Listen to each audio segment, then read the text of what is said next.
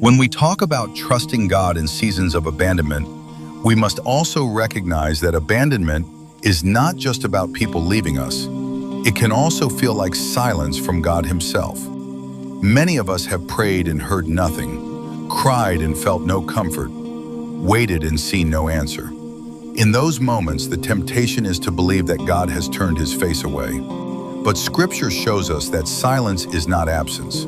Silence is often preparation. Think of Joseph in prison, David hiding in caves, or Jesus in the tomb. Each of these moments look like abandonment, but they were actually stages in God's greater plan. Joseph was betrayed by his brothers, sold into slavery, and forgotten in prison. Yet Genesis tells us repeatedly, the Lord was with Joseph. Even when no one else was, God was. That presence eventually lifted Joseph to a place of influence where he could save nations. What looked like abandonment was actually positioning. David cried out in the Psalms, "How long, Lord? Will you forget me forever?" That raw honesty shows us that even a man after God's own heart felt abandoned. Yet those same Psalms declare, "The Lord is my shepherd." David's journey through caves and loneliness prepared him to be a king who trusted God deeply. And Jesus Himself experienced the ultimate sense of abandonment on the cross when He cried, my God, why have you forsaken me?" But that cry was not the end. It was the doorway to resurrection. His abandonment secured our eternal acceptance.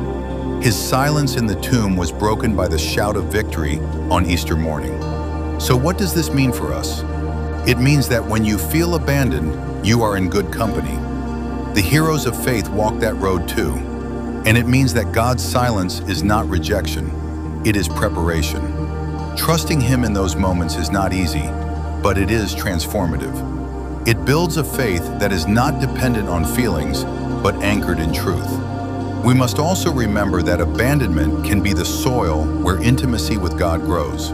When people leave, when support systems crumble, when voices go quiet, you are left with one voice, the voice of God. And in that solitude, you can discover His presence in a deeper way. Psalm 46:10 says, "Be still and know that I am God." Stillness often comes when everything else is stripped away. In that stillness, you learn to trust Him not for what He gives, but for who He is. Practically, this means we must cultivate habits that remind us of His presence. Prayer, even when it feels unanswered. Worship, even when it feels empty. Reading Scripture, even when it feels dry. These are not rituals, they are lifelines. They anchor us to the truth that God is with us, even when emotions tell us otherwise. And here is the final encouragement.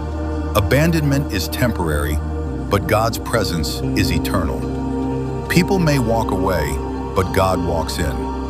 Circumstances may change, but His promises remain. Feelings may fluctuate, but His faithfulness is steady. Trusting Him in abandonment is not denial of pain, it is declaration of hope.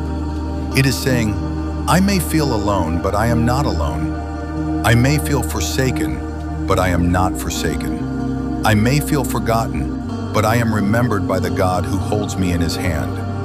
So my friends, let us rise with courage. Let us declare His promises over our lives. Let us trust Him not only when the sun shines, but also when the night is long. Because the God who promised never to leave us is faithful. And if He is faithful, then abandonment is never the final word. His presence is. To learn more on God's words and unlocking His promises, like, share, and subscribe to this channel.